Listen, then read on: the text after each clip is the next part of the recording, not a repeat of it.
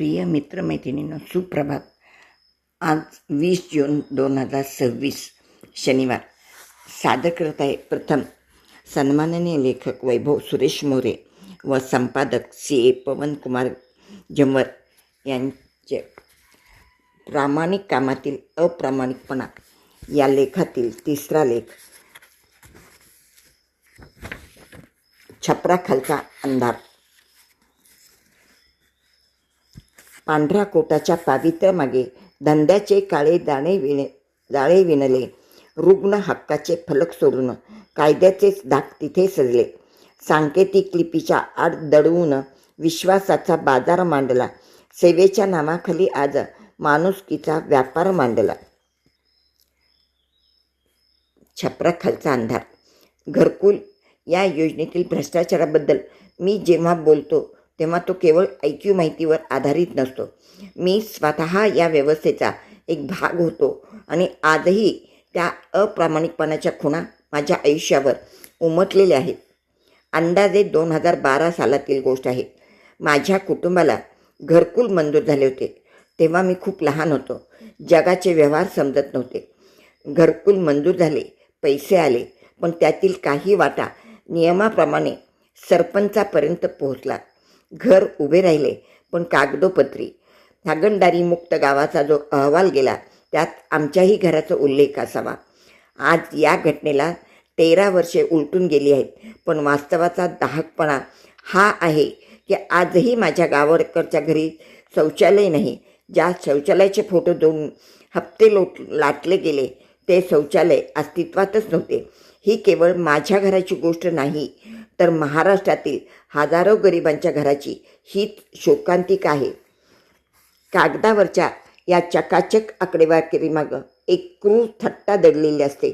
आज geo tagging सारख्या आधुनिक तंत्रज्ञानाचा वापर हा पारदर्शकतेसाठी केला जात असल्याचे भासवले जाते, पण प्रत्यक्षात तो भ्रष्टाचाराला आधुनिक चेहरा देणारा ठरला आहे. एखाद्या रिकाम्या जागेचे किंवा शेजाऱ्याच्या शौचालयाचे फोटो देऊन संगनमताने ते सरकारी पोर्टलवर अपलोड केले जातात.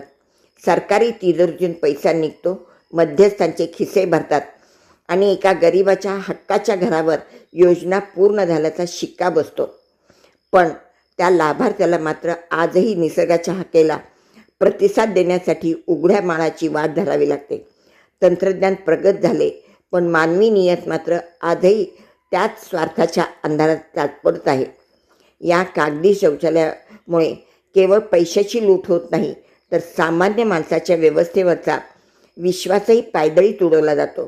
जेव्हा गावाबाहेर हागणदारी मुक्त गाव असा मोठा फलक दिमाखात उभारतो, तेव्हा तो गावाच्या आरोग्याची साक्ष देत नसून तो व्यवस्थेच्या दांभिकतेचे प्रतीक वाटतो.